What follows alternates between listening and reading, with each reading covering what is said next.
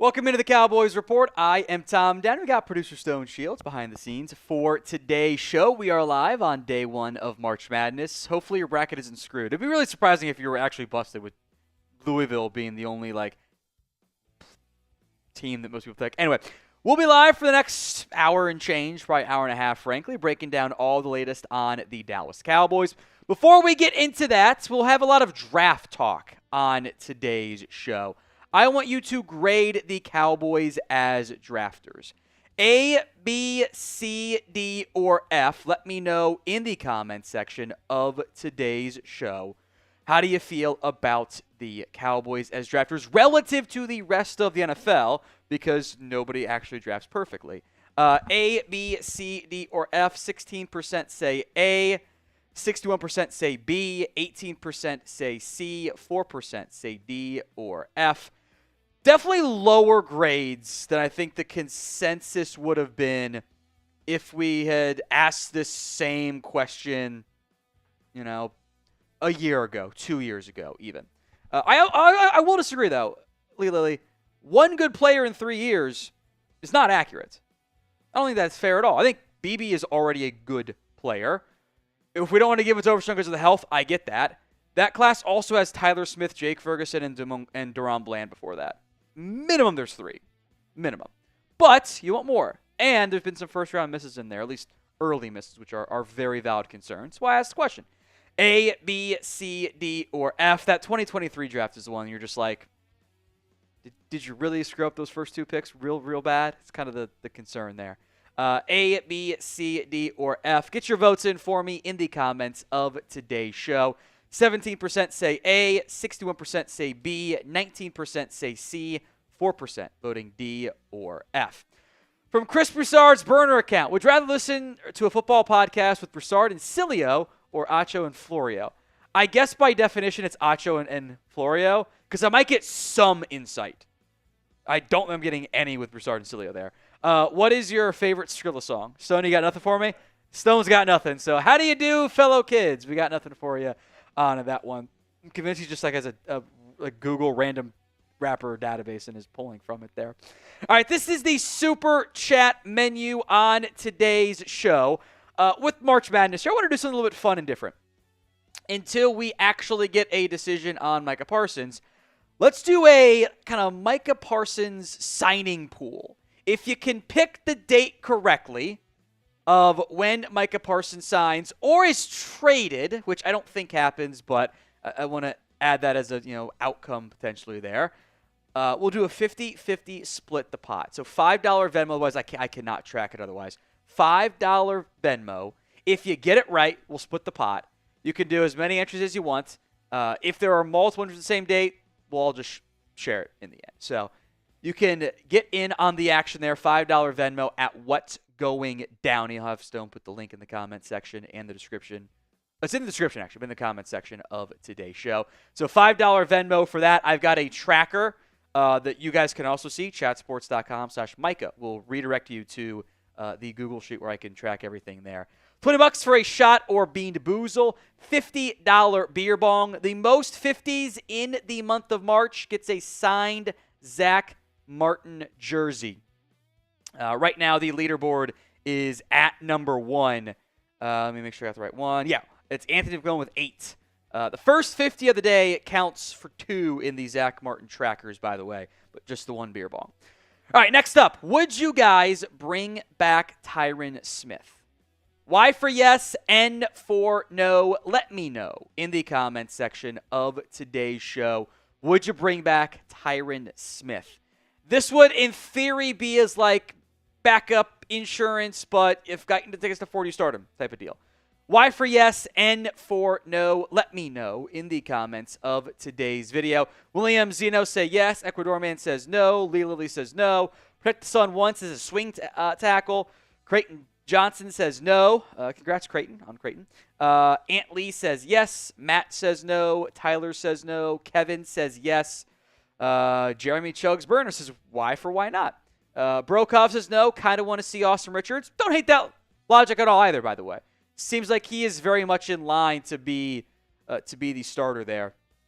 Or the top swing tackle, top swing tackle. Nubian says no. Ferris says no. Shy, whoever says yes as well.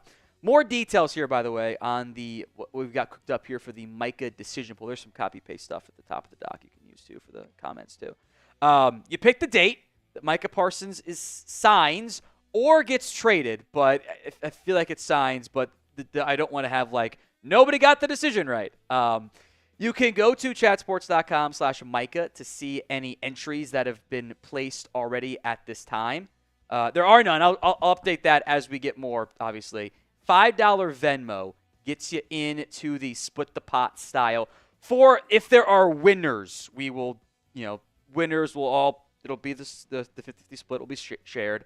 I've got tiebreaker setups in there as well, where, if nobody gets the exact date right, it'll go to whoever was closest to the exact right date.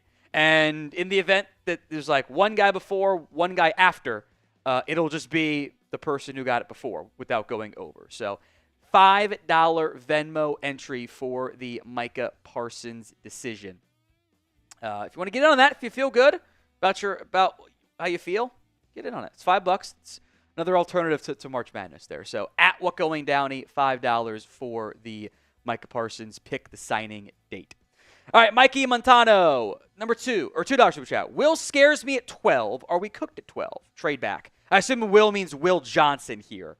I'm almost never opposed to trading back. That's to be a really special player to move down there. And even last year, I didn't really want to move down, but you got enough trade value that I think it worked out well enough for you in the end. I would take Will Johnson at 12. I wouldn't have too many concerns about that. If you do, then yeah, you probably want to trade down. The downside of this draft in particular is who's going to move up and for what? There is a scenario in which nobody really wants to trade up with you. And if that's the case, it's tough to really get a trade down scenario going if there's not a lot of interest from other teams trying to move up. This is very much a takes two to tango. If you can trade down and there's a spot, whether that's 17, 18, 20, whatever, it's not a bad outcome if you can find one. $5 from Zeno saying, it's really amusing how many QBs get defended for failing to succeed with management, signing good players, at Dak getting no help, gets all the blame.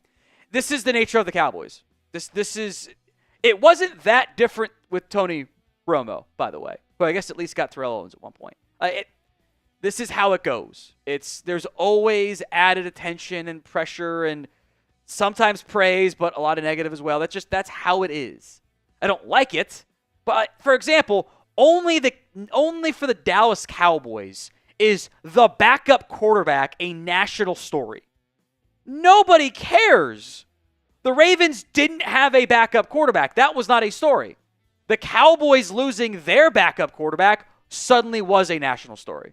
That's how it is, which I think is annoying too, because I'll be honest, guys, the Rappaport, and I'm not trying to start Starbucks fights, Rappaport talking about Quinn Ewers in round 2, when literally nobody has Quinn going in round 2 right now, was just all agent-driven, trying to hype up his guy and get attention. He's there in the 5th? Sure, let's do it. 2? Come on. No way. Marcus Arnold, I would sign Keenan Allen, draft Hampton in the 1st, trade number 2 to the Bengals for Hendrickson, a receiver in the 3rd, quarterback DT corner in the 5th, and BPA in the 6th and 7th. The issue I think you're running into here is I don't think the Bengals are going to trade Hendrickson for a 2. They've been asking for a 1. Hendrickson also wants between probably $30 and $35 million. Sound about right to you, Stone? Cowboys aren't going to do that. So, in a bubble, sure. You also can't draft very well with the 2 historically. That's why I can't give them an A for drafting, because they can't draft with the 2s. That's just I don't think that part of it is feasible. But Allen, Hampton, maybe even a trade down potentially if you slide down a few spots and still get them. I think receiver, DT, corner, running back are all some of your top needs. That certainly does make sense to me, with just where the Cowboys are currently at. GKD Records. Too bad we can't trade some of these BS fans for their draft pick. I'd take a 7th for most of them. Look, guys, I'll be honest. If you could trade fans for picks, I might trade myself. just a fan. Give me them picks, right? All right, March Madness is underway.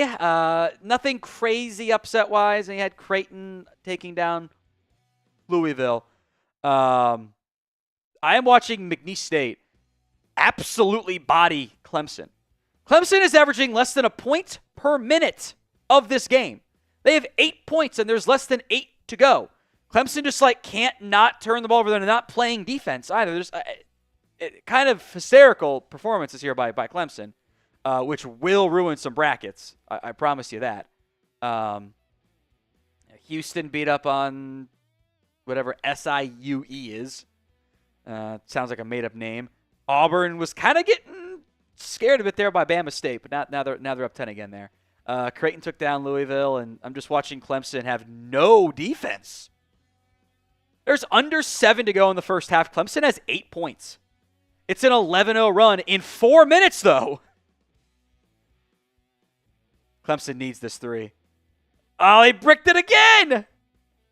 Oh, my God. It's terrible. All right, who you got winning your bracket? Let me know in the comments. Notice ACC is a joke this year. Louisville did not have a good enough performance. Duke suddenly, that's travel. Oh, they called a foul. Oh, no, they did call travel. Okay, that makes more sense. But so he just slid forward. All right, who you got winning your bracket? Stone, I know you're a Wednesday night bracket builder. I did Duke. It kills me on Monday. Who you got? Filled out several, but for our chat sports company. No, don't be that guy. What? You can't. You should one bracket. Oh no. One bracket. No. I've got 6 of them out there. 6 brackets? Oh yeah. I should have done this. Are you a one bracket or a multi bracket guy? I'm a multi bracket guy for one sure. Bracket. But I was gonna give you one team. Okay. Houston. I'm gonna go with Houston. Perfect combination of shooting and experience. Kelvin Sampson's ready to get him one. Finally the year that Houston. I think so. I'm going with Houston. I like it. Ecuador man says Miami of Ohio. Don't trigger me there. Stone also went to Miami. Don't trigger me. But I appreciate it. Pick the Sun one. Tom, do a Jerry Mack video. We give you three words, and you ruin our favorite team for 30 years. Oh, wait a minute. How is this my fault? It's funny, though, Protect the Sun one. I appreciate that. Zeno saying Michael Gallup went to the Commanders. Not surprised. Nope. Look, I'm happy for Michael. I hope it works out for him. I would bet this has 0 guaranteed money, and we'll see if he can even make the team. But I would like to have it happen. I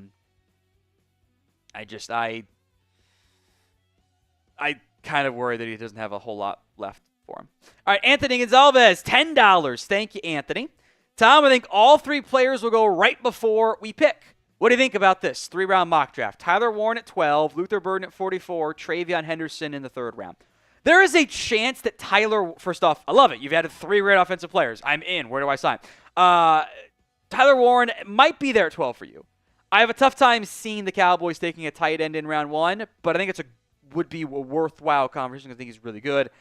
I get that I don't know why, but Luther Burden is clearly slid and isn't going to go as early as I think he should. I think he's a really good football player. I like him. His quarterback was terrible. I don't think he gets to 44 because I think Tennessee at the top of round 1 is itching to take him if he gets there, if they don't trade down. I think that's the Raiders. The Raiders could be your Genty Burden combination team if he does slide. So I don't think you're going to get Burden at 44. I would strongly consider Henderson at 44. I don't know if he's there for you at 44. I think he's so explosive and creates so many big plays. Even in a great class of backs, he might not make it to the 2nd round. So I know Burden's not the biggest guy, and people complain about the scheme touches. Their quarterback was bad. I would have schemed stuff for my top receiver too because the quarterback doesn't have good vision or good accuracy.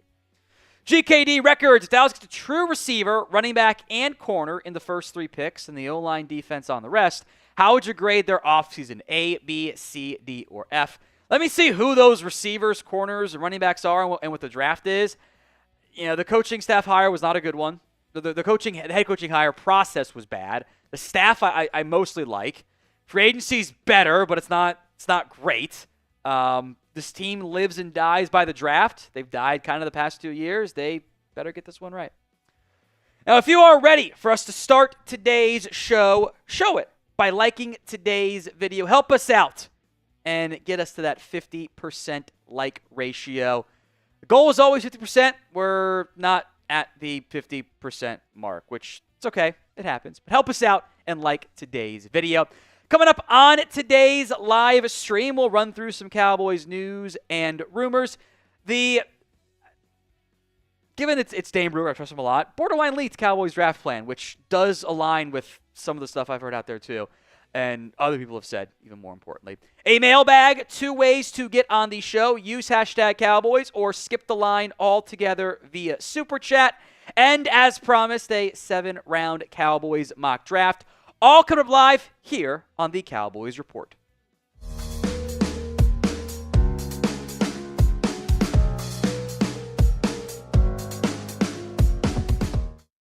We are 111 subscribers as of filming this on our live show today from 211,000 subscribers. So hit that sub button if you haven't already. Get more free Cowboys YouTube videos each and every single day and on a pretty consistent basis multiple times per day. Let's talk free agency here, then we'll talk a trade item. A to Z Sports suggesting the Cowboys should consider bringing back Tyron Smith as an insurance policy. The pitch here was more, hey, Smith can still play. He's old. He shouldn't be as expensive. Is he willing to come be the, veteran backup guy that goes if Guyton or Terrence Steele, frankly, struggle and gets to come back home to Dallas for one more year? Tyron Smith was playing decently before he got hurt. It's not the same best left tackle in football, Tyron Smith, anymore. I think he's still a serviceable football player. I think there are also just general question marks about how much more Tyron Smith truly has left in the tank, how much more he wants to try to get out of said tank as well. But the Cowboys' plan to tackle are very clear right now. Tyler Guyton's there at left tackle. Terrence Steele is there at right tackle. The backup options are awesome. Richards, who hasn't done much on the right side. Matt Waletzko, who kind of just feels like is just hanging around as a draft pick more or less. Earl Bostic as a UDFA. Adding a veteran like Tyron Smith would give you a significant upgrade, at minimum, at the backup spot.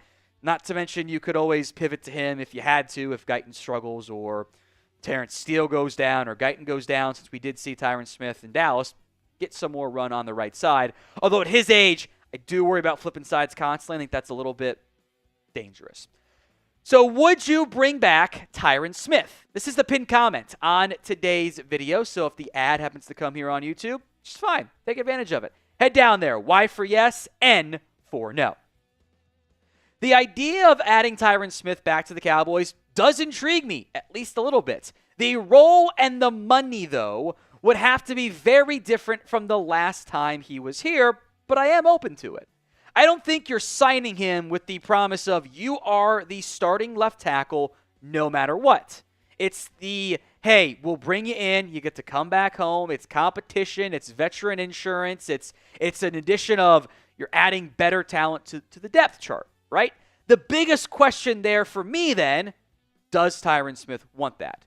Does Tyron Smith at his age want to play on a pretty cheap contract, given the way his body has failed him over the years, and not be guaranteed a starting spot? You often see players of this type retire or wait until July, August to sign somewhere because they don't want to have to, at this point in their careers, go compete for a backup job or something. I'll also say this, though. Is there a better mentor for Tyler Guyton out there? I kind of don't think so. I think that'd be great for Guyton to have someone who knows how to handle all of this. Now, he was back in the building for Zach Martin's retirement. So I don't think there's a bunch of bad blood. I always want to acknowledge that when there's, reunions and whatnot there too. As mentioned too, this could also be a post-draft move. And that also might work for a different team. Not in the Dallas Cowboys. They might say, we're not going to bring in right now, Tyron. The Cowboys can keep their comp pick powder dry since you don't want to lose out on a comp pick by signing Tyron Smith to a 1-year 5 deal or something. And maybe revisit after the draft coming up in April. Today's show is made possible by Prize Picks. It is the best place to get real money sports action, especially with March and all of its madness underway. With over 10 million members and billions of dollars in awarded winnings, Prize Picks has made daily fantasy sports accessible to all. You pick more or less on at least 2 players for a shot to win up to 1,000 times your cash Run your game all season long on Prize Picks.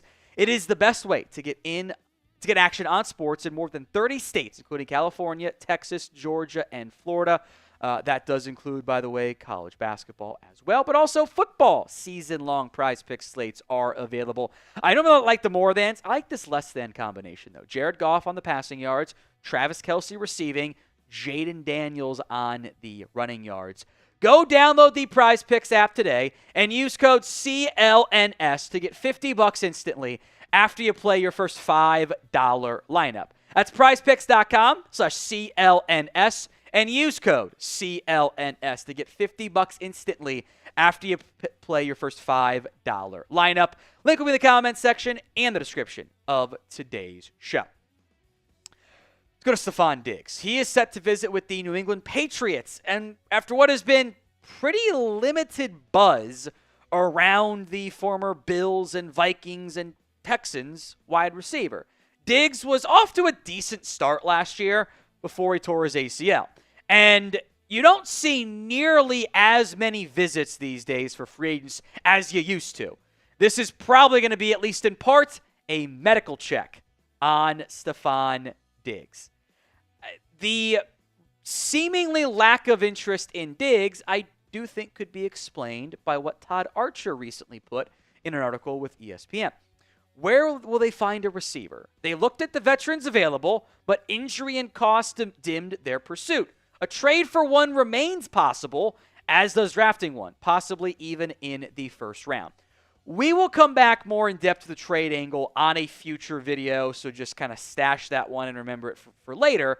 But I think in particular, doesn't injury and cost certainly sound like it applies to Diggs?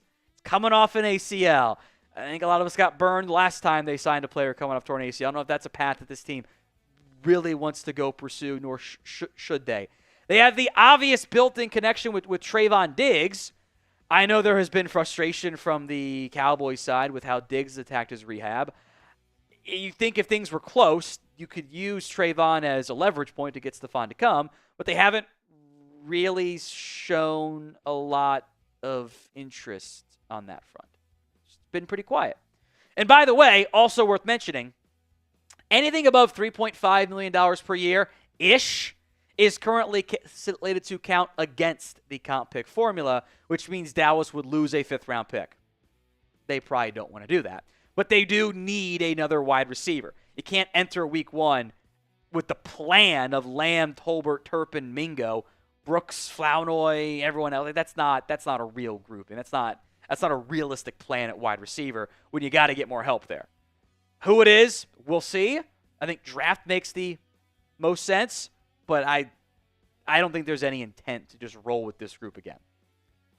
So how do you think the Cowboys end up getting wide receiver help? I do love this weigh-in. Someone was like, you think you're being clever? I'm like, I did it on purpose. Anyway, how do the Cowboys get wide receiver help? D for draft, T for trade, F for free agency. We have a trade rumor to discuss directly from ESPN. They linked the Cowboys to a potential trade for Patriots backup quarterback Joe Milton. This is what Jeremy Fowler of ESPN said.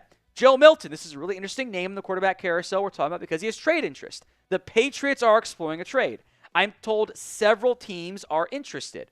One team to potentially watch for is the Dallas Cowboys because looking for a good backup, a young backup with upside they may not get in the draft. Maybe they get in a trade. I hate when media does this. I can't stand this type of stuff.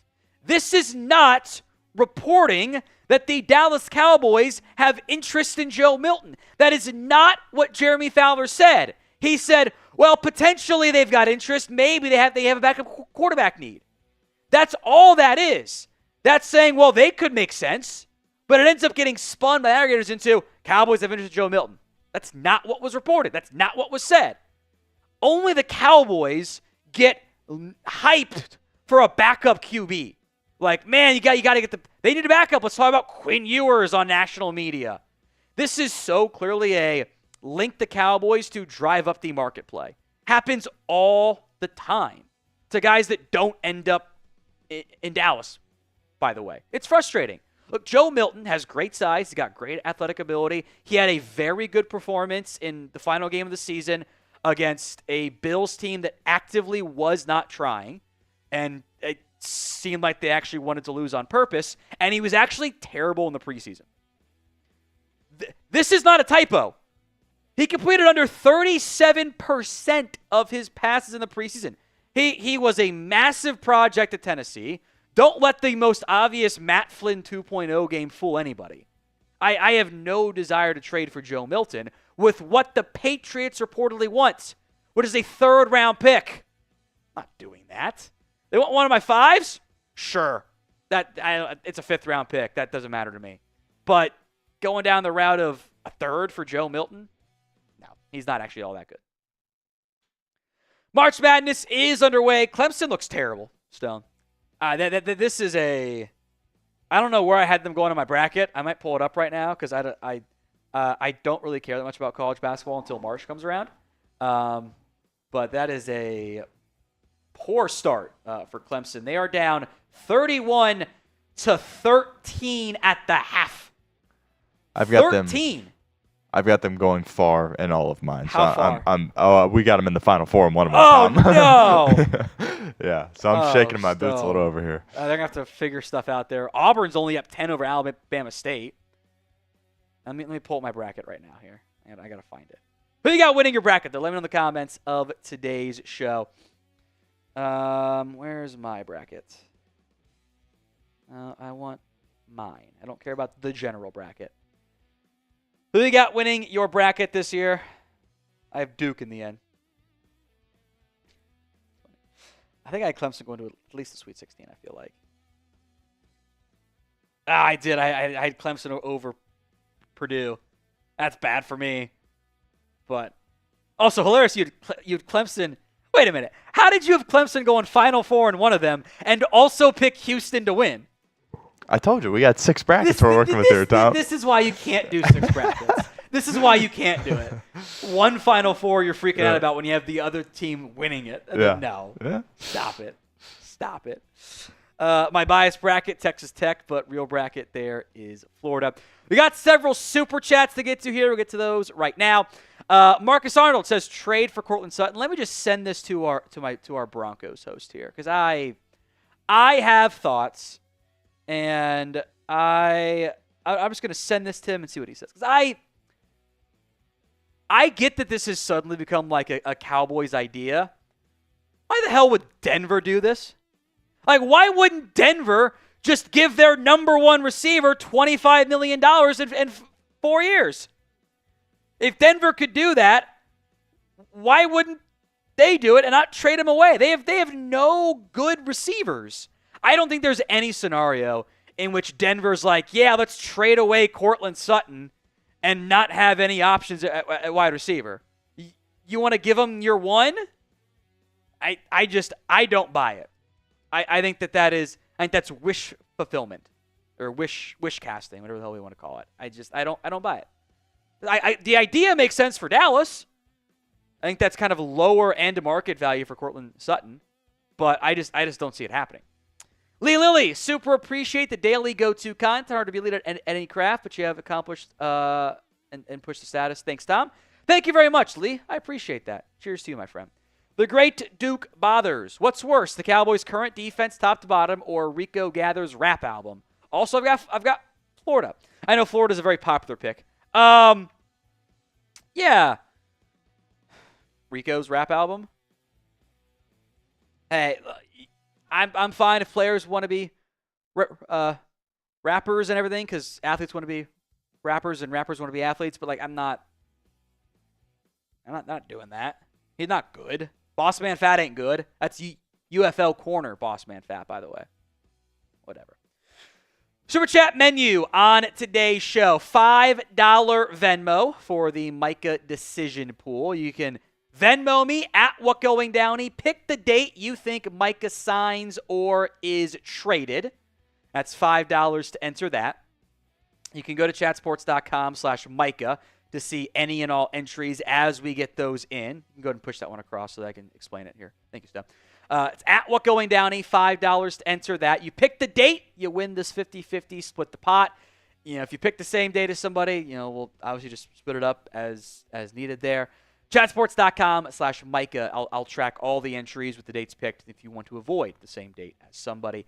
Just $5 at What Going Downey on Venmo to get in on the pool entry. I think it's very fitting this time of the year for with March Madness underway, having a different style pool. Since I'm pretty sure the mega deal gets done. It's just when it gets done is up to the Cowboys. The Super Chat menu again, by the way, here. We'll go back to that real quick. Again, $5 on Venmo to enter the Micah pool. Notes here. No, nothing news that really matters here in the end. $20 for the shots or the Bean Boozled. We're almost out of shots. $50 for the beer bong. The most 50s in the month of March gets the signed Zach Martin jersey. The first 50 of the day, there has not been one yet, has that entry count twice. So instead of just getting the one, you end up getting two for the most 50s in the month of March. We'll come back to some more Super Chats and mailbag questions after the next segment.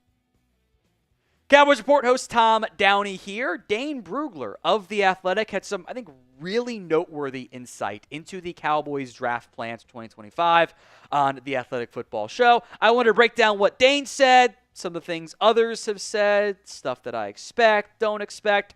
Let's begin big picture. The reason why Dane talked about the Cowboys is he thinks it's, quote, so critical that they hit on this pick. Look, to their credit, the Cowboys have been one of the best drafting teams in the top 25 the last 15 years. When they're picking the top 25, they don't miss. They haven't missed very much in that range in the past 15-ish years. Tyron Smith was a huge hit. Micah Parsons, CeeDee Lamb were massive hits. Van Der Esch's medical issues were a real concern and kind of make me not count that as a hit. For a running back, Elliott was great early on and then very much faded off, but he was really good early. Zach Martin, Tyron Smith, Des Bryant were all obvious hits. Morris Claiborne was the miss. That was the big-time miss for the Dallas Cowboys. So in general, before we go more in depth on what else Dane said, I want you to grade the Cowboys as drafters relative to the rest of the NFL because you're always going to miss on picks. It's impossible not to. A, B, C, D, or F. Let me know how you feel about the Cowboys as drafters. Dane mentioned he sees four paths that exist, four main paths, I should say. Always a possibility of something weird happening. The Cowboys could pursue. He said that's Ashton Jeanty, Will Johnson, the corner from Michigan, and the best edge rusher on that board, or the best receiver on their board, whoever that may end up being. One of those four directions, it feels like that's the direction they're going to go. Now, we'll break down all four paths here for the Dallas Cowboys. I would say in general, I'm inclined to agree with that. And the Cowboys usually, not always, but usually they go with the money positions. Defensive line, normally edge. Offensive line, normally tackle. Wide receiver, corner. Now, there are exceptions in there. They draft Micah wasn't really drafted as an edge, was a linebacker. They drafted Ezekiel Elliott, but that's typically the path they end up going. Three of those paths Dane mentions are the money positions. Edge, receiver, the one corner, and then the outlier of, top five can play in the class of Ashton Jeanty. So who do you want the Cowboys to draft in round one? Let me know in the comments section of today's show. It's the pinned comment. So if the ad comes here on YouTube, let me know. Realistic names, so you can't say Abdul Carter or Travis Hunter. Who do you want the Dallas Cowboys to take in round one? We'll come back to Jeanty and the running backs, but I actually want to start with wide receiver because this is, I think, what is most interesting with what Dane said and where there's some more options along the path. Dane says they'll have options there at 12. All the receiving options might be on the board. We might not see the first receiver drafted until number 12. Is that T-Mac? Is that Matthew Golden? Is it Igbukah from Ohio State? I think you can see how any of those they would fit into what they want to be on offense. It's going to help CD. It's going to help Dak. Now, I would rank those wide receivers personally in that order. McMillan, Golden, Igbukah, specifically as it relates to the Cowboys, but also just in general on my board, I think that those are of the three guys mentioned, that's the order I'd put them in. T-Mac would be number one for me. Getting an outside vertical presence is something this team hasn't had in a very long time. I think McMillan is a fantastic football player. He is the only receiver in college football to put up at least 1,030 yards in back-to-back seasons. The production does not lie. He was, at many times, the Arizona offense was F it, T-Max down there somewhere, and it worked. If you could get him at 12, knowing he's not a burner, knowing he's more on like kind of the T. Higgins archetype, I would have zero complaints about that. Now, I have a very early second-round grade. It'll be actually my highest-graded second-round player. You just missed the cutoff. That's Matthew Golden.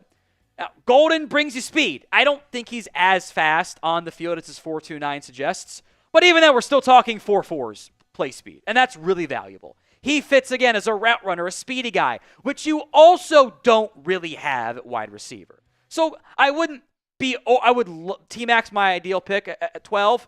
I wouldn't be as in love with Golden, but I wouldn't be mad at it either.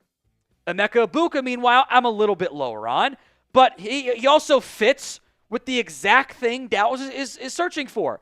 He is the wide receiver too. He was never the number one receiver at Ohio State. It was always somebody else. And yet, he's the all-time leader for the Buckeyes. He has consistently produced. He is a good run blocker. He fits, I think, what Brian Schottenheimer would like.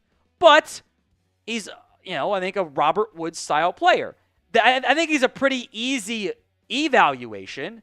The valuation, how I do you draft, I think what is pretty much a clear-cut wide receiver too. I think Golden and McMillan have more upside. That gets a little bit dicey for me. So pick a wide receiver. Of those three, who would it be? TM for Tetairoa McMillan, MG for Matthew Golden, or EE for Emeka Egbuka? Let me know in the comments of today's show. Now, I thought it was both interesting and very noteworthy that Dane did not even mention Luther Burden, the Missouri wide receiver. Look, I am a fan of Luther Burden. I like his game. I get that it was plenty of slot stuff. That's fine. It's 2025. You can use a slot receiver. I think that he can play on the outside. He is dynamic with the ball in his hands. You don't have a crafty yak generator. Lamb can do a lot of the stuff we've mentioned, but you don't have a yak creator the same way that Luther Burden is. For whatever reason, NFL is just not high on them. He's just not. So I think you could kind of probably cross him off with 12. Trade down maybe is an option, but I think you can cross off Burden based on what Dane had said. By the way, of note, I'm not including Travis Hunter. He's not going to be there. Come on. And Dane knows that too. Let's go to the cornerback, Will Johnson. Some of you might be traumatized by a Michigan player, but your last Michigan corner worked out pretty damn well for you. I also am a big fan of what Will Johnson offers. Now, he missed time this season. He allowed more touchdowns this year than in his previous 2 years combined. I think he was getting a little bit too greedy, trying to make too many plays. But he's got ball skills. I don't see some 4-6 corner like some seem to be freaking out about. He's had some injury stuff. I'm not really worried about it there. I think he's going to be a damn good corner. I see some shades of Xavier Howard. He's got a first-round grade for me. If T-Mac's gone, no complaints about drafting Will Johnson. Not mentioned by Dane, and correctly so, even though I love him, was Jahdae Barron. Cowboys like arm length. Barron's got sub-30-inch arms. There's no way they take him in round one. I think he's awesome. I really do. But I don't think they're going to really consider him in round one.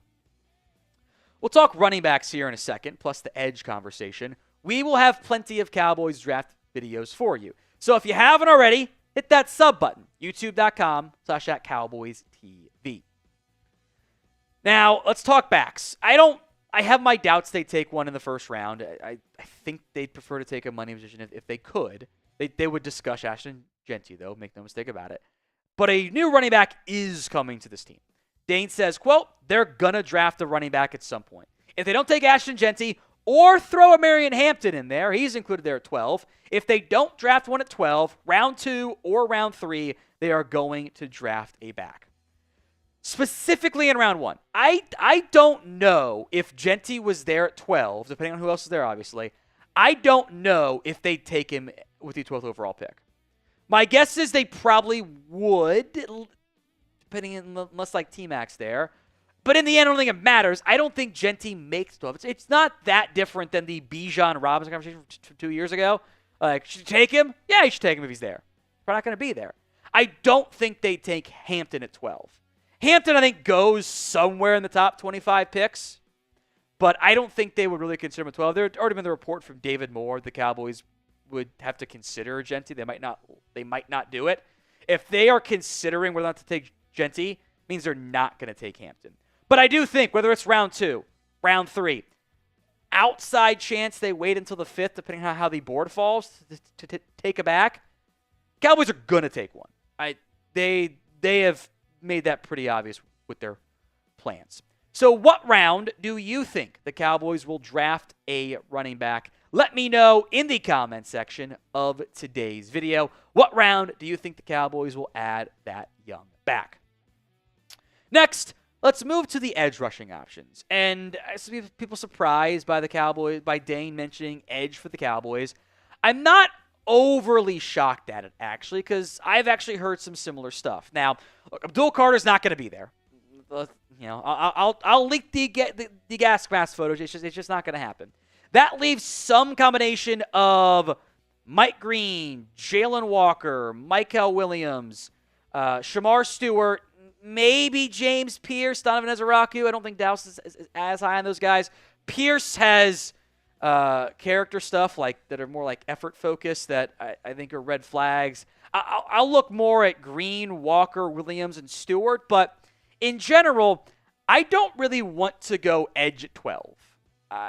Even if I've got a slightly higher grade on like a Mike Green, I think you can very much talk me into you're better off taking a receiver. You have options for the time being at edge. You have Micah Parsons. You have Marshawn Nealon. You signed Dante Fowler. You have Sam Williams. You signed Peyton Turner. Now, to be fair, technically one of those guys for now is under contract, and it is some uncertainty with Sam Williams and Marshawn Nealon and Dante Fowler even to an extent, and Peyton Turner for certain.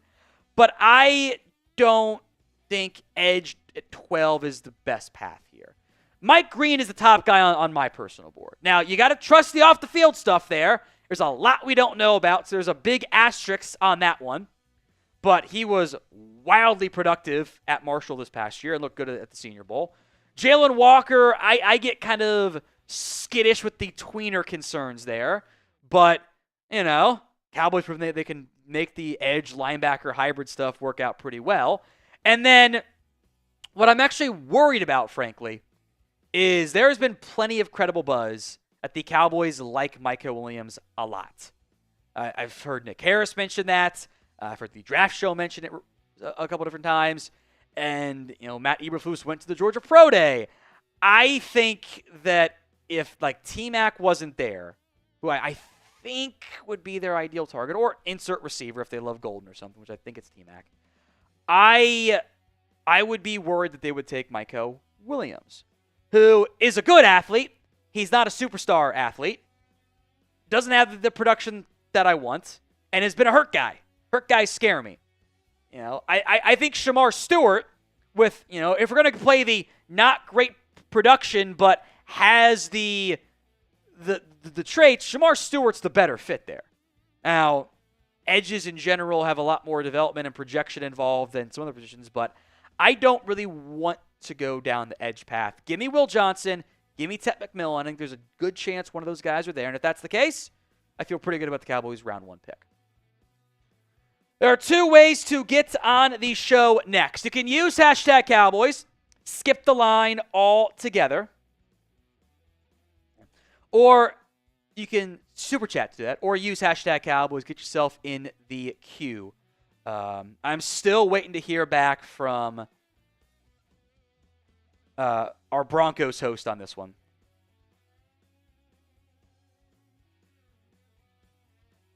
About the Cortland Sutton trade, which we can put in the mailbag too. I do want that one in the mailbag, by the way, Stone.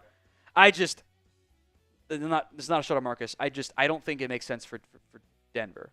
With the way this receiver class is going to fall, unless you're way higher on one, you can just sit at 20 and take a guy. Anyway, they might be a Hampton team anyway. All right, the Super Chat menu on today's show. $50 for the beer bong. Most 50s in the month of March gets the signed Zach Martin jersey. Few more days available for that. No 50s yet. The first 50 will count as, we'll cheat and say it's 2. You put in 2 of them for the signed Zach Martin jersey. $20 for a shot or the Bean Boozled. $5 Venmo at What Going Downey. It's the Micah decision pool. It's a different pool than your March Madness bracket pool, right? You pick the date Micah signs or is traded. You win. You get the 50-50 split the pot from all the different entries. You can also go to chatsports.com/Micah. It'll redirect you to the Google spreadsheet I made for all the entries as they come in. At What Going Downey for the $5 Venmo. Pick the date. And if you win, closest wins, with not going over the additional tiebreaker. If it's like he signs on, I don't know, like August 5th, and the entries were August 3rd and August 6th, or August 4th and August 6th. We'll just do the second one there. So, at What Going Downey for the Venmo 50, or for the split the pot for the Micah decision pool. Just put your name in. I guess I have your Venmo name, and what date you think Micah ends up signing. We're here with the Cowboys Mailbag. Mighty Ant 0215, a super thanks. Texans came out and said why they paid early, because it's going to save them money. Actually, that's in reference to Derek Stingley. And they're right. You get ahead of the Sauce Gardner market, the Trent McDuffie market, and what's an overpay today is tomorrow's steal. Cowboys will always want to offer last year's money for some reason. This came in via super thanks. It's a feature here on YouTube. Allows you to donate outside of live videos. Edit your message, send in whatever you want to send in, and we'll give you a shout out on the show. CJ DeYoung III. I thought teams weren't drafting backs in the first anymore. Thought they lost their market value. Thanks. The NFL, I'll kind of spin this off into general back conversation. I think there was a bit of a market correction last year where NFL teams were like, you mean we can sign Saquon Barkley or Darius Slayton to the same contract? Like, let's just do Saquon Barkley. That's kind of a no-brainer for me at that point. Teams will occasionally draft backs in round 1. And the kind of funny part about this year is it's such a deep class, it actually might bring down the value a little bit. But someone's going to draft Ashton Genty. He's too good. Someone will probably draft Hampton in the mid to late part of round 1. I don't know if Judkins or Henderson or Johnson sneak into the first either, but I think those guys have a chance to go top 50. So I think that the talent level is high enough that it will override any potential positional value concerns. From Skeptical Fan, please get us another offensive lineman and DT or corner. I feel like they're kind of done on the offensive line outside of like a day 3 pick. They've got their 5 starters. They've got Brock Hoffman. I think they like Austin Richards. They signed Robert Jones. Feel like they're going to be fine there. DT, you better get another run stopper.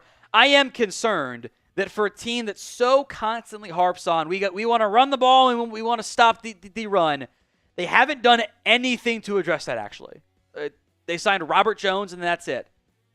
The DTs are not run stoppers. That's noteworthy to me. Turner can set the edge a little bit. Okay. Corner, yes. You got to get another corner in there. Have to do it. From Skeptical Fan, overall free agency grade, in my opinion, is a B. It's average. For the Cowboys, it's probably an A+, but that's not the bar, right? It's the rest of the NFL. I'm of like the B- C+ range, but not technically over yet. So I want you guys to grade the Cowboys free agency so far. It's the pinned comment on today's mailbag, so if the ad comes here on YouTube, take advantage of it. Head down there and let me know. A, B, C, D, or F. Marcus Arnold says, trade for Courtland Sutton. What would you give, and is he worth an extension of $25 million per year?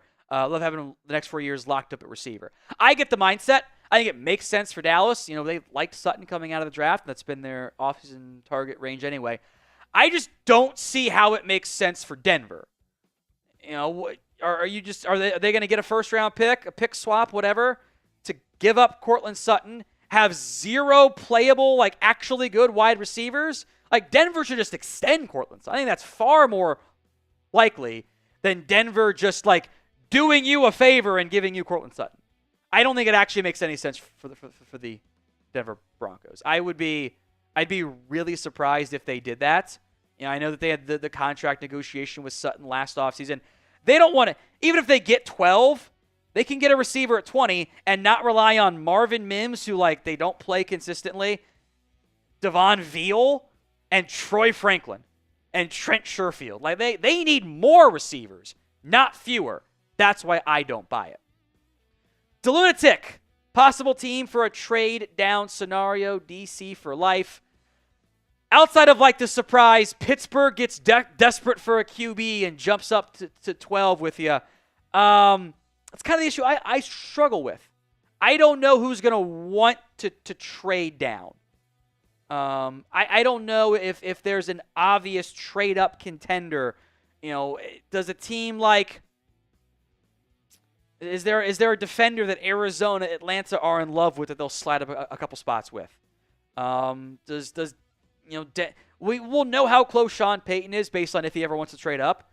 Does a team if Gentry's there at 12, does the Chargers or someone, Denver or Pittsburgh, go, we need him? That could be a possibility. I don't think Green Bay's that far away. If there's a receiver or corner they love, they move up. But then if there's a receiver corner they love, shouldn't you love them too? That's why I think it's a little bit dicey and not set in stone. Richard Robinson, Jameis for quarterback 2 for entertainment value alone. Plus, he can win games. I'm actually fully on board with Winston as the backup QB. I think Richard's right. The vibes with Winston as QB2 are great. I think his teammates love him. He's entertaining. He's fun.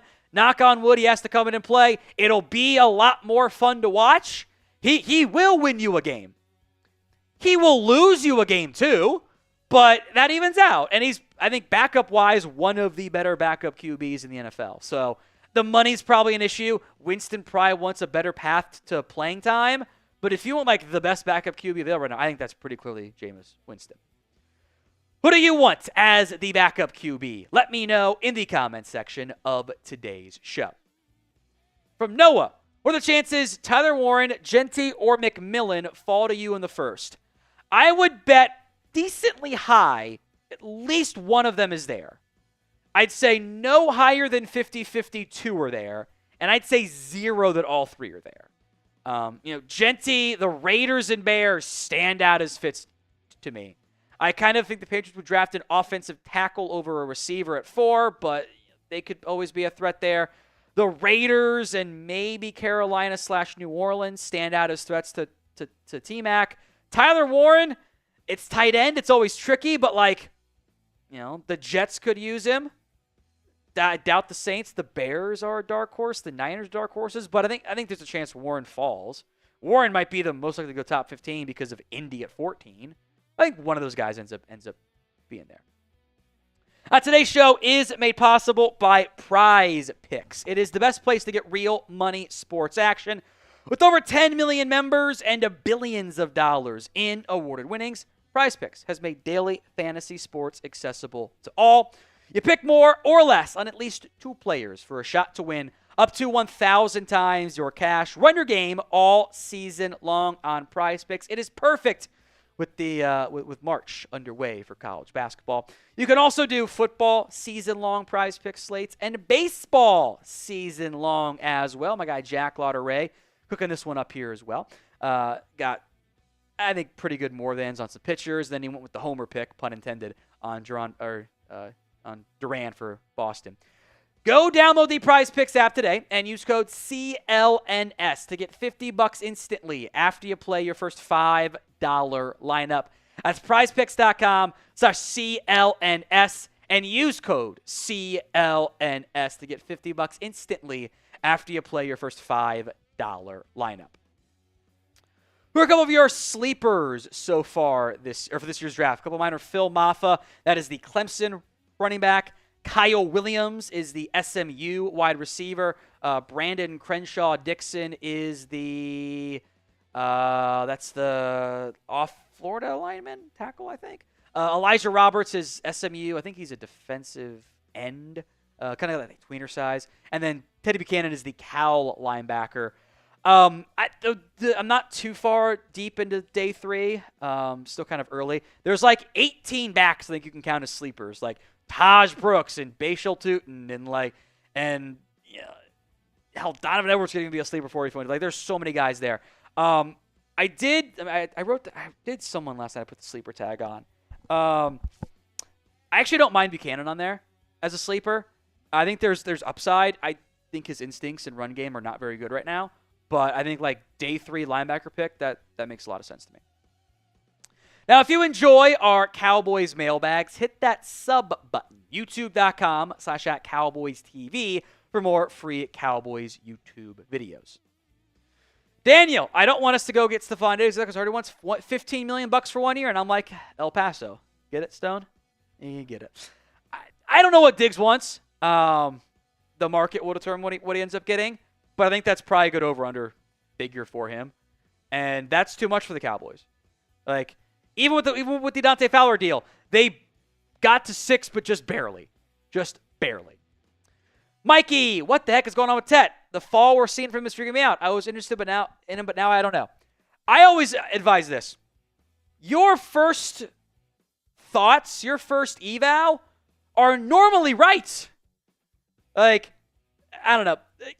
Tet McMillan isn't like the greatest athlete. He's not a bad athlete, though. He's tall, but he's very fluid. I think he's borderline smooth. He's not slow. I think T-Mac might not be for everybody because some teams want like the shiftier guys. I think he's receiver 1 in this class.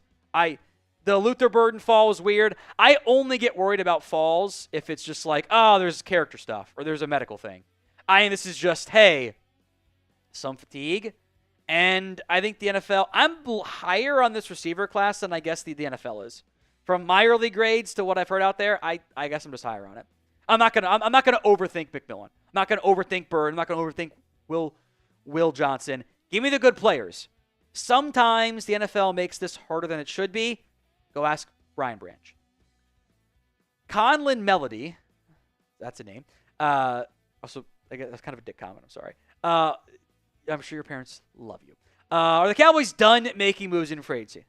That's how I lose subs. Sorry. Maybe. I don't know. I wouldn't be shocked if that was the path they ended up going. Maybe after the draft there was stuff, but I think that like their above $3 million moves are probably done until after the draft. They're also kind of high on roster space. They've got some of the, let me pull up the exact numbers here. They've got some of the most signed players relative to their roster in the entire NFL. They're at 74 players. That's second most. They're going to have 10 draft picks. That's 84 of their 90. Now, they can cut some guys too, but I think they're probably not going to do much else in free agency. So, prediction time. How many more free agents do you think the Cowboys sign? This is before the draft, by the way. I think 0 is a real option. Let me know in the comments of today's show. From text to WA, O'Marion Hampton at 12. I just think it's too much. I like the player. He is very clearly, I think, the second best back in this class. But I think there will be a either higher graded player on my board at a more impactful position or a similarly graded player at a more impactful position. And for me, I'm going in the other direction because I will be able to get another damn good back later. Not as good as Hampton, but I'll still be able to get a damn good football player. This is the Super Chat menu on today's show as I look at the news here. Hilariously, Felipe Franks is back with the Falcons. Super funny. As a tight end, by the way. They also signed Jamal Agnew. A lot of, special teams moves going on there. The Super Chat menu on today's show, $5 Venmo if you want in on the Micah Parsons decision pool, 50-50. Closest right answer gets the 50-50. $20 for a shot or Bean Boozled, $50 for the beer bong. Most 50s in the month of March. We will get you guys hooked up with a signed Zach Martin jersey. First 50 of the day counts double. We do not have any 50s in there, so first one will count as 2 entries there. Get your Venmos and Super Chats in, and let me know who you got winning your bracket this year in March Madness. Updates, as I haven't looked over here in a little bit here. Gonzaga's pounding Georgia. Not a surprise. I figured that one felt like a good pick there. Auburn's now up by 20 over Bama State. That was kind of shaky for a little bit there. Clemson now has 22 points with 13:40 to go in the first half. This is an all-new level of Clemsoning. Didn't they have more turnovers than points for a while? It is now 43-22 McNeese, who lost their head coach. He's taken the NC State job, and he's coaching them still, obviously, but he's already gone, Will Wade, and McNeese is just taking it to Clemson right now. BYU is up narrowly at the moment over VCU, 34-26. So maybe some good finishes here. We haven't had a good finish yet today. Been kind of some blowouts. We had some great finishes in the first 4, though. A couple of great games. I see Florida and Duke as some of the top answers there.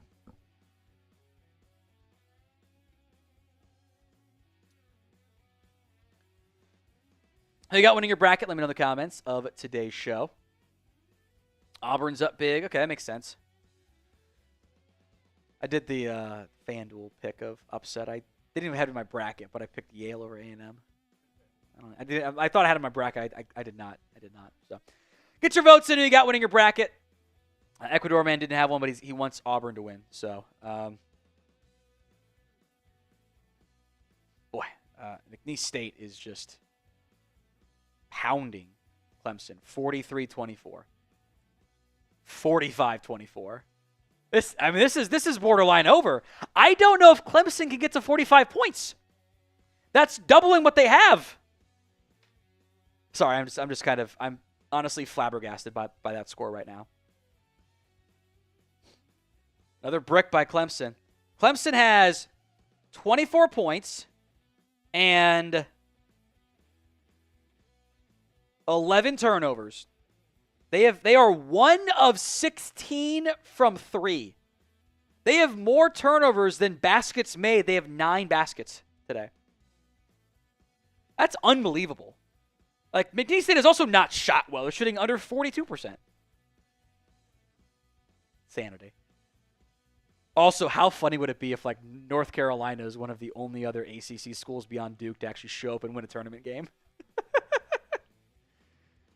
Boy, it's just a sloppy performance there. BYU VCU looks like a pretty good game, though. That game might go down to the big 3 there by BYU. Gonzaga's up 20 over Georgia, by the way. It's 23-3. You just got some teams just not showing up today. Wow. My pick was Duke, and I hate myself for it. But by the way, I don't feel good about it. I'm not happy at all with it. But you know what? You got to do what you think will maybe win. Maybe win there. So let's go to Super Chat real quick from Chip, and then we'll come back to the rest of the segment and no more March Madness talk. But I just like to check it on the games when I'm able to. So Chip Mayhew OG says, love or hate Mike Green at 12. Underrated to me. So I did give Mike Green one of my last first round grades. I'm not including the off the field stuff there.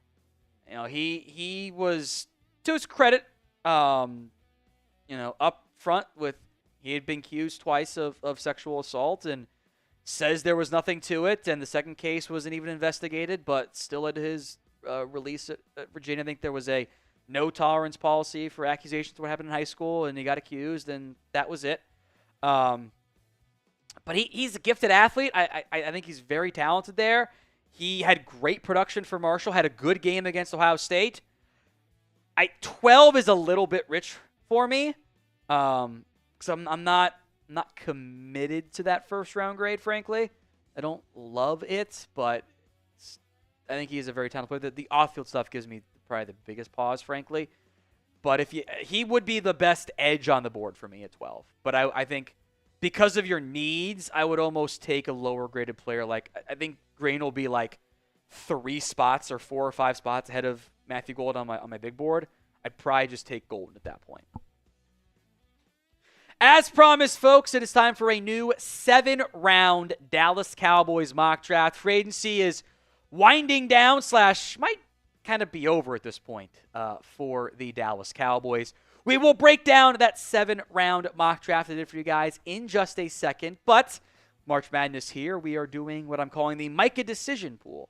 Pick the date Micah Parsons signs or gets traded. I think he signs, but I'll acknowledge both there.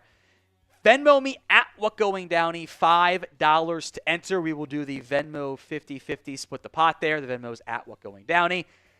If you need to, you can go to chatsports.com/Micah to see any and all entries that have been made so far.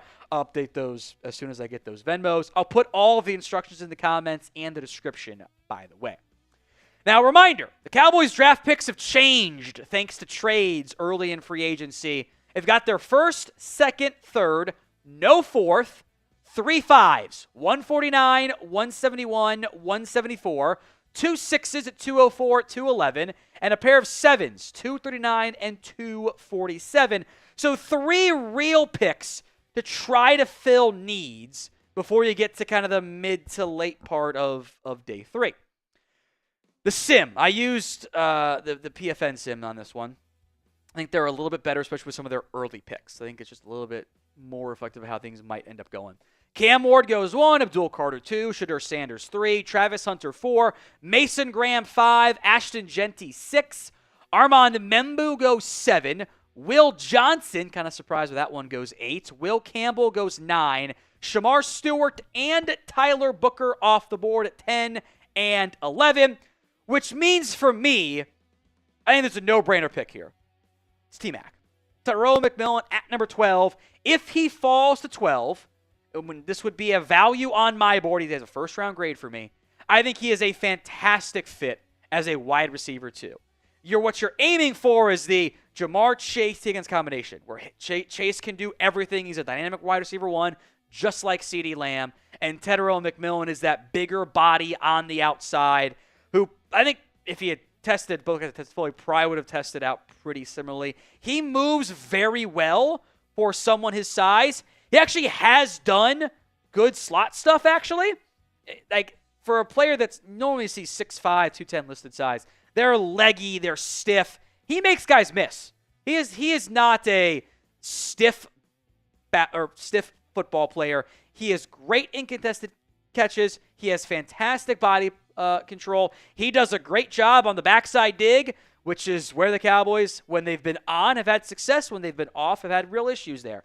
He's not as physical as you might think for someone of that size. I don't think he is a burner, but I don't think he is slow either. He's a mid-4.5s guy. I take him in round 1, no complaints. Others who are on the board, I do believe the Cowboys like Micah Williams. That is not the route I would go. Matthew Golden is receiver. I'm higher on Luther Burden. I don't think he's going to go as early. That's fine. So I'll kind of just leave him off and not judge there. But Golden, I think, is an option too, especially when speed. I'm not going to be mad about that one. Tyler Warren was there. Jalen Walker. Cowboys would never take Jahdae Barron, but I would love him. He's awesome. Who do you want to draft in round 1? Let me know in the comments section of today's show. Who do you want to take for the Cowboys with that top pick in the first round? It's the pinned comment, so if the ad comes here on YouTube, take advantage of it. Head down there and let me know. Some sim picks in round 2. Carson Schwarzenegger to the 49ers. Quinshad Judkins and a lot of the other backs off the board. The Bears took him there at 41. Cam Williams goes 39. Ariante Ursary goes 38. Nick Scorton goes 35. Some notable players who were on the board here: Harold Fannin, Xavier Watts, Landon Jackson, Trey Amos, who I'm kind of intrigued by. Cam Scatteraboo was the best running back on the board. So instead of going back, we'll see what the board looks like in round 3. With Henderson and Judkins and all those guys were gone, by the way. So it was a running back heavy, top 40 picks-ish. I'm going to take a Blue Star special, and that's Benjamin Morrison, the cornerback out of Notre Dame. If you are worried about the hurt corner when you've got one hurt corner, I get it. But if healthy, I think we'd be discussing Benjamin Morrison as a true first-round pick. I liked all of what I have seen from Benjamin Morrison in his college career. This is, I think, a potential number 1 corner on the outside. The biggest thing is the medicals. His hip surgery is a red flag for teams, and it was the second hip surgery. I don't think he is a 4.3, low 4.4 runner. I think he probably would have been low to mid 4.5, somewhere in that range. He's got fantastic ball skills, though. 9 picks in 31 games. He's got solid size. He will try and compete in the run game. He's just good at playing corner. And if the medical checks out, which might not, it's a very real concern, this would be a strong pick for the Cowboys in round 2, but it makes his range very uncertain at this time. Over to the third round. TJ Sanders off the board. Princely Uman-Mielen. Dylan Sampson is gone at 71. Mason Taylor, Jalen Noel off the board at 70 and 68. So with no Sampson, I'll take another highly rated back on my board, R.J. Harvey out of Central Florida. Now, the nice part about round 3 is there's like 7 backs you can argue should go in this range. I'll take the explosive runner in R.J. Harvey. Back-to-back years of well over 1,400 yards. He has consistently averaged over 6 yards per carry. He's a bit of an older prospect. He missed 2021, began his career back in 2019. But for a third-round pick, instant impact, game breaker at running back, yeah, I'm in here. Second in the nation with 32 carries of at least 15 yards. I think Genty was 1, by the way, for those of you wondering on that one there. He can do some pass-catching stuff for you. He will try to bounce things too early. He will. He's fumbled 3 times in each of his last 3 seasons, but he can do pass-catching stuff for you. He is a explosive playmaker, too. 4.4 speed is legit. The shuttle was kind of surprisingly low. This is a big play generator who fits very well with the combination of Javonte Williams and or Miles Sanders. I have a 3rd-round grade on Harvey. He is a damn good player. This is my type of back. I want backs that can create big plays, and that's pretty much all R.J. Harvey did at Central Florida. Others who are on the board, Josiah Stewart, Ozzie Trapillo if you want to right tackle, Jordan Phillips if you want some more run-stopping help. DJ Giddens was the other top back I considered. Again, the other top guys were all off the board there. Jonas Evan-Aea was also available. Now, if you ran the Cowboys in an ideal world, what round would you want the Cowboys to draft a running back? Let me know in the comments section of today's show. We will go a touch faster on the day 3 picks, but I'm going to take C.J. West here, defensive tackle out of Indiana. I like him. He is not going to be a elite pressure player. That's not his job. His job for me is to be a run stopper who can line up at 1 technique and 3 technique. The athletic testing was shockingly good. Also worth an asterisk because he did like half of it. So sometimes those are a bit of a fake of the athletic testing there. I don't think he's going to be a premier pass rusher, but I do think he can be a run stopper for you. I'd probably put him at 1 technique on 3rd down stuff if I need to, and I think early downs he could be a 3 technique for you with a better nose guard alongside. But he's got the ability to play both. He's just a solid, dirty work player that you need on your offense or on your defensive line. I would fully expect the Cowboys to draft a quarterback on day 3, and if Quinn Ewers is there, that makes sense. I think the Cowboys like him, and I know he had a good conversation at the Combine informally that I would not be surprised if Quinn ends up being a 30 visit for Dallas. I don't think he counts as a Dallas day. I know Nick Harris will have those details eventually for us there. Look, Ewers needs time because his footwork is a disaster class. I think he needs 2 years to fix his mechanics, but send him to the 3D school that helped Dak fix his mechanics. I think he's got a high football IQ. He had a good command of the Sark offense. The arm talent is there, just doesn't always show up because the footwork is so bad. I think this quarterback class is not very good. I don't think the quarterbacks will go as early as some might be mocking. If that's the case, Ewers could slide down. Or someone else, probably not Chuck, but like Will Howard or Dylan Gabriel or McCord or whatever. Let's go other 5th-round pick here. Upton Stout. I'm going to double dip a corner. I got my outside guy in Benjamin Morrison and a nickel option in Stout. I want my nickels to be like a little bit insane. Like, be physical, have that dog in you, make plays on the ball, and be a willing run support player. Even though you're small, You got to be able to hit and make tackles. Upton Stout can do that. He is a good run support player. He moved all over the secondary. I think that profile makes him a really good day 3 pick. I don't think he should make it to the 5th round, but NFL hates small guys. The 30-inch arms are going to be a concern for teams, including the Dallas Cowboys, but I see he can do corner. He could do some safety stuff. He can definitely be a nickel. He's tiny. He's 5'8.5", 181, but he will compete and fight at the nickel spot, and I like that. What do you think should be the bigger focus for the Cowboys in the NFL draft? O for offense, D for defense. Let me know in the comments section of today's show.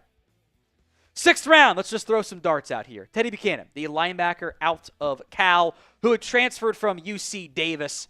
I'm very intrigued by him. This is, I think, the range he ends up going. Chance he goes earlier, but who's to say? The tackle production was good. Is a little bit deceptive. A lot of the tackles from Buchanan were not he made the play. It was, he got there and helped. I think his run support instincts, his overall run stopping defense needs work. But he is a fantastic athlete. He's really good. The 4.64 40-yard dash, the 40-inch vert, the 10.05 broad. The split numbers came in a little bit lower on the official side. I think that there's special teams value and instincts and coverage.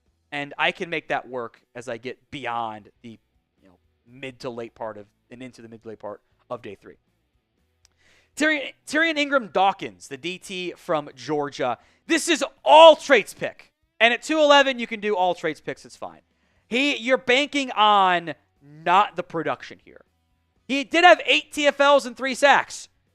A kind of insane ratio here with 19 tackles that you don't see very often. Less than 900 career snaps, has missed way too many tackles. The pressure rate was 6.4%. But day 3, for a team that really wants to stop the run so they claim, this can be a run stopper for you. This can offer inside-outside flex at 6'4", almost 6'5", 276 with 33-inch arms. He can do defensive tackle. He can do edge stuff. You could kick him inside to third downs if you want to at nose guard. He did some stand-up stuff very briefly at Georgia and did some nose guard stuff. That's kind of unique there. So the inside-outside flex and the really impressive athletic traits make it a worthwhile dart throw. Now, we will have more Cowboys videos for you all season long. YouTube.com/@CowboysTV for more free Cowboys YouTube videos. Next up is Donovan Edwards. And why not? Why not 7th round, take a flyer in a loaded class and double dip at the position? There was a point, specifically in 2022, where, we were like, hey, is Donovan Edwards the best running back in college football? He had 991 yards on 140 carries. He was wildly impactful. He has not been good the last 2 years at Michigan. There are injury red flags here that I think you have to vet, but you're kind of throwing a dart. Can the great athlete, because, 4.4 40-yard dash at 5'11", 205 is a pretty good combination. He is a talented player. It's, do you get the talent out of him with all the injury concerns? So should the Cowboys double dip at running back? Y for yes, N for no. Let me know in the comments section of today's show. I'm going to double dip here and go get, well, not double dip, but I'm going to add a special teamer again. That's Dan Jackson. I don't think he's going to be a key defender for you. But this is your 2026 CJ Goodwin replacement. That's what this is here. The production was okay for Georgia. 2 TFLs, 2 INTs, but he was a combine snub. His pro day testing was really, really impactful. The Cowboys never draft Georgia players, but Matt Eberflus went to the Georgia Pro Day, so maybe things could change on that front. So to recap, the Cowboys mock draft picks here. Round 1, number 12, T-Mac, Tetairoa McMillan. Benjamin Morrison of Notre Dame, round 2. R.J. Harvey, round 3.